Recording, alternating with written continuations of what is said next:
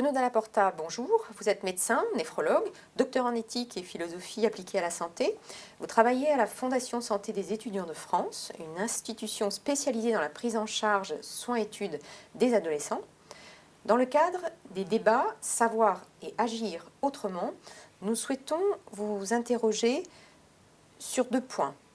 Le premier, face à cette terrible épidémie du Covid-19, comment aider les professionnels de santé concrètement à s'orienter au regard de situations tout à fait inédites.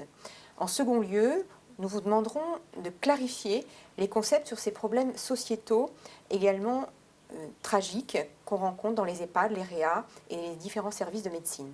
Bonjour. On va entrer directement dans le vif du sujet. Comment différencier une limitation ou arrêt de traitement d'un homicide? En cas d'acharnement thérapeutique, comment définissez-vous la limite? Comment être certaine ou certain que ce ne soit pas précisément un homicide?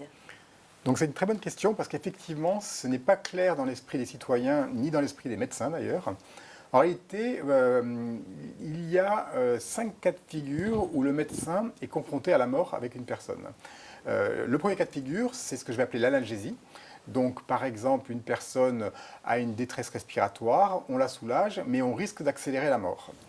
Deuxième cas de figure, c'est une personne qui est extrêmement fragile et qu'on ne va pas transférer en réanimation et donc qui va mourir. Ce deuxième cas de figure, je vais l'appeler abstention.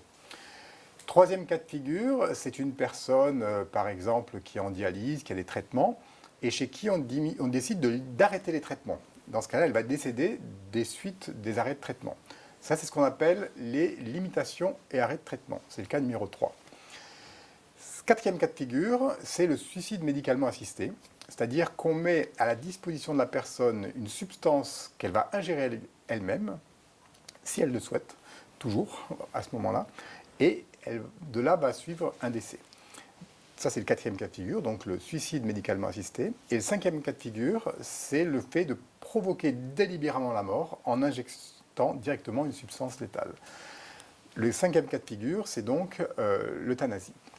Donc ce qu'il faut voir, c'est qu'en fait, il y a un crescendo quantitatif entre le cas numéro 1 et le cas numéro 5. C'est-à-dire que c'est plus grave, l'euthanasie est plus grave moralement que le cas numéro 2, qui était donc l'abstention, où une personne n'est pas transférée en réanimation.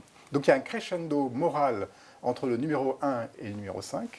Et ce qu'il faut voir aussi, c'est qu'il y a une disjonction qualitative entre les 3 premiers et les 2 derniers. Je m'explique. En fait, les 3 premiers, l'analgésie, l'abstention et les limitations à arrêt de traitement, dans ce cas-là, la personne va mourir du fait de la nature. C'est-à-dire que même si ça avait été il y a 50 ans, il y a 200 ans, elle serait morte parce que c'est le génie évolutif de la nature qui va faire qu'elle aboutit au décès. Dans le cas 4 et 5, le suicide médicalement assisté et l'euthanasie, en réalité, la personne va mourir du fait de l'homme. C'est l'homme qui fait quelque chose à l'homme. Donc, ce qui est très important à distinguer, c'est que les 3 premiers cas de figure, pour la personne, pour le médecin, en tous les cas, ne sont pas très difficiles à supporter moralement. C'est-à-dire que si vous ne transférez pas une personne en réanimation, la nuit, vous allez bien dormir. En revanche, pour le cas 4 et 5, c'est vraiment une action que l'homme fait à l'homme. Et donc là, c'est quand même beaucoup plus engageant. Et ce qu'il faut bien voir, donc, c'est que la loi française est très bien faite. La loi Claes-Leonetti du 2 février 2016 est très bien faite et elle différencie. Et en fait, ce qui est légal, ce sont les 3 premiers cas de figure. L'analgésie, l'abstention et les limitations à arrêt de traitement sont légaux. Tandis que les cas 4 et 5 sont illégales. Donc voilà. Donc pour être sûr qu'une limitation de traitement ne soit pas un homicide, eh bien, il faut être certain d'être dans les 3 premiers cas de figure.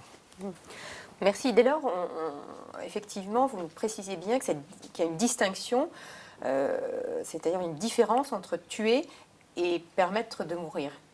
Qui a pour la première fois évoqué cette distinction ?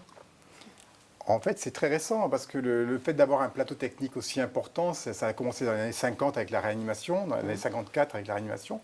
Je pense que le premier qui a décrit ça, c'est Hans Jonas, dans un tout petit livre qui s'appelle Le droit de mourir, où il a effectivement fait la différence entre tuer et permettre de mourir, quoi. Et puis ça a été repris dans des publications internationales, et puis ça a été notamment très médiatisé par Suzanne Ramex, qui est une excellente professeure de philosophie et qui enseigne à l'espace éthique. Alors c'est tout de même très intéressant car cette façon de poser les choses est finalement très peu établie dans les médias. Et est-ce que vous pouvez nous en dire un peu plus précisément? Pourquoi d'ailleurs est-ce si peu développé, si peu connu, si peu éclairci, alors que manifestement c'est tout à fait possible d'en observer les enjeux différents? Ça, c'est un véritable drame. En fait, dans les médias, on se focalise sur l'euthanasie, on ne parle que de ça, alors que l'euthanasie n'existe pratiquement pas. C'est 1% des cas. Il y a un effet de loupe phénoménal, alors qu'en réalité, ce qu'il faut, c'est creuser les enjeux de l'acharnement thérapeutique ou d'obstination déraisonnable. En réalité, dans les médias, il y a des réponses plates, alors qu'il faut passer à la réponse épaisse. Et ceci demande en fait de creuser de façon pluridisciplinaire tous ces aspects. Donc effectivement, c'est l'euthanasie qui en fait embouteille tout, alors que l'euthanasie n'est pas une bonne question pour une civilisation. Merci pour tous ces éclaircissements qui nous permettent vraiment d'observer d'un jour nouveau toutes ces notions.